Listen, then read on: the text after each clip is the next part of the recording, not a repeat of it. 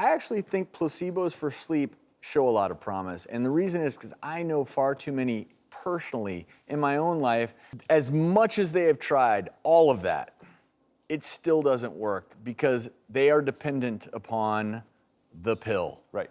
And what is the harm in something that, if you know you're doing it, you know that you are part of this placebo protocol, right, where you're gonna take your pill and you're not gonna necessarily know whether you got a full dose. What is, sure. I mean, again, I'm not talking about a medicine here where you could have severe withdrawals from not taking it. So that's the big factor, right, is most sleep medications have a rebound insomnia when you withdraw them. And so if you were to give somebody a full dose of, let's say, a benzodiazepine, like a Restoril or something like that, and then you give them basically a sugar pill the next day, you're gonna start to see that rebound insomnia hit. What if we tapered then, but we use the placebo effect along the way? So what I think is so intriguing is the aspect of that psychological dependency and the anxiety that goes along with it, that if they do know they're being tapered, or they know that somewhere in that mix of those 7-day pills to this study, that they did get a placebo, but they slept anyway, then do you think that alleviates some of that anxiety, knowing, oh, I got through this week, and at least 3 of the days I didn't have any medication, that helps remove that crutch, and that helps alleviate some of that anxiety? Like, that might be the benefit of Many of them like already this. know. I would argue that there's definitely some utility from an education and a reduction in anxiety standpoint,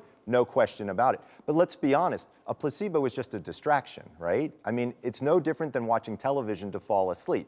So a placebo is, I'm gonna give you this thing, and I promise you it's gonna distract you from what your current symptoms are, enough for the natural process to occur. But the truth of the matter is cognitive behavioral therapy is really where we want to go with these. It actually works better than sleep meds, certainly better than placebo, and long-term benefits are incredible because you don't just have a sleep problem that you get rid of, you also get rid of your pill problem. Couldn't agree more. However, again, that's expensive. You need to find a good cognitive behavioral therapist. I think placebos could have a huge impact in the sleeping space because we don't all have access to sleep specialists. That's the only reason. And we don't want everybody on sleeping pills, especially benzodiazepines that we know they can cause physiological addiction, things like that. So. Also, to be clear, there are online programs now for cognitive behavioral therapy that people can participate in from their home. So they don't actually have they don't have to go and find a cognitive behavioral therapist, because to be fair, you're absolutely right. There aren't enough of us around.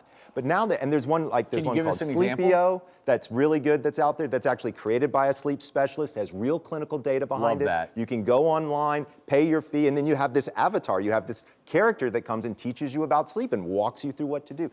The science is getting better and better now to have access. Love that. I'm going to put that resource on our website for folks out there who are interested. But I will add to what you said and support you in this. If you're someone who has become completely dependent on taking a medicine to fall asleep at night, has severe anxiety with even the thought of not taking it, it's time to talk to your general practitioner, try to get hooked up with a sleep specialist, because that's what you all do. That is your 100%. Career, and we appreciate you for it. It's a big problem in our country.